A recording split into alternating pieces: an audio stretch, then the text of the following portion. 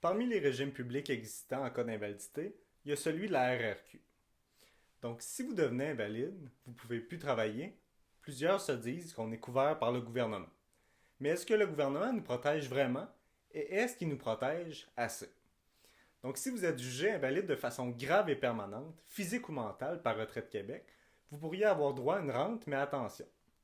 Comme que je viens de mentionner, pour être admissible, il faut que ce soit une invalidité qui ne puisse pas se traiter.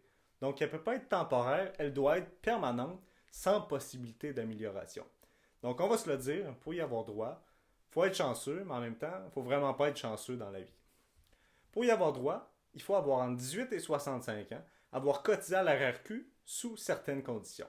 Et vous ne devez pas avoir un revenu plus haut que 21 000 pour 2025. La prestation, elle, la prestation de base est de 598 et il y a une deuxième partie qui varie selon votre revenu. Le maximum est de 1672 par mois. Donc, en plus, il ne faut pas oublier que le montant y est imposable. Donc, le montant maximum que vous pourriez recevoir pour plusieurs n'est même pas suffisant pour payer le loyer, les dépenses récurrentes et l'épicerie. En plus, il y a un délai d'attente de 4 mois après que Retraite Québec ait décidé qu'il vous accepte.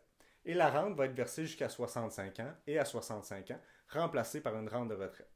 Si vous trouvez que cette protection-là n'est pas assez haute, au moins, vous n'êtes pas limité à cette protection. Si vous voulez couvrir vos dettes, votre salaire, avec un montant plus élevé, il est possible pour vous d'avoir une protection d'assurance invalidité personnelle qui s'ajouterait à celle de la RRQ.